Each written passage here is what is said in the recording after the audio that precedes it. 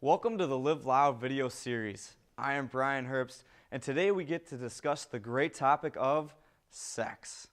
Sex fills our lives, no matter what age group we're in. We see it on TV. We read about it in magazines. We see it on the internet. It even consumes the music that we listen to today. It thoroughly affects each and every part of our lives. 7 out of 10 teens will have had sexual intercourse by the time they graduate high school.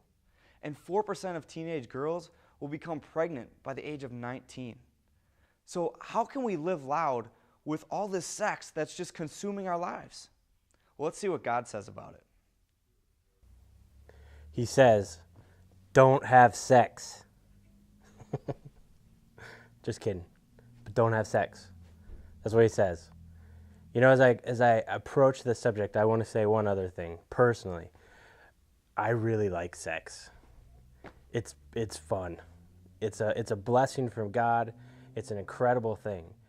And yet, now you start to see why then, if it's so great, it's called the forbidden fruit. And it is something for you as teenagers that I know you struggle with. I did youth ministry for years, and as I worked with kids, I realized that they have a really hard time with this, just as I did. Because I want all the pleasure, I want all the enjoyment that comes from it. And the problem is that you are meant to have that, but not outside of the institution of marriage.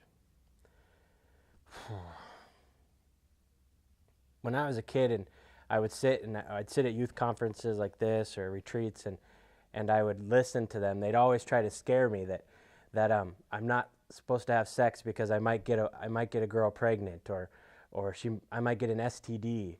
And to be honest, that didn't really have much effect on me at all because I'm like, yeah, right. I'm too smart for that to happen to me.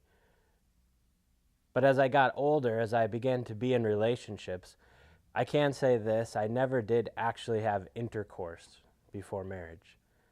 But I did a lot of other stuff. And I wish someone had told me this,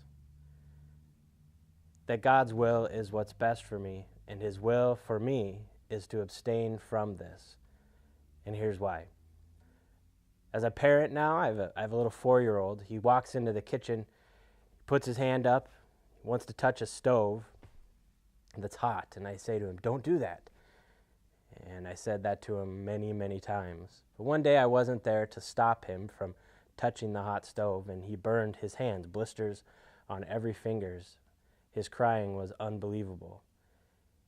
And what I wish someone had said to me about sex back in the day, or intimacy of any kind with a female, is that when I do this with someone who's not my wife, all of a sudden then, all kinds of hurt and pain that I was never meant to experience would be a part of my relationship for the rest of my life.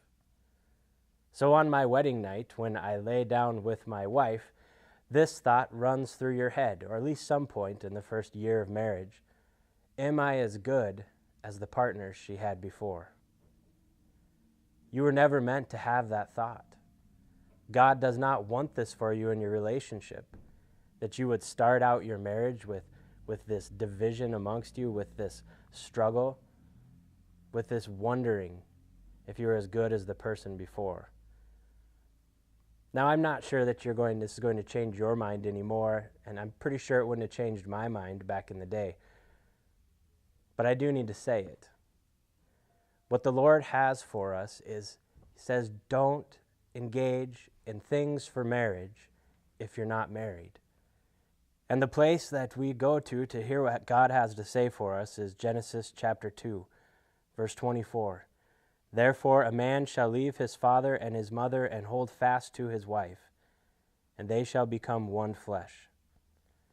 And they'll be together not ashamed, with all of this baggage from past relationships, with all of these doubts and wonders. If I as good as the person before me, that's what God wants for you. That's what He desires for you in the relationship of marriage. And that's why I am imploring you, and your youth leaders are imploring you, to abstain, to guard yourself, to try as hard as you can to not delve into this forbidden fruit.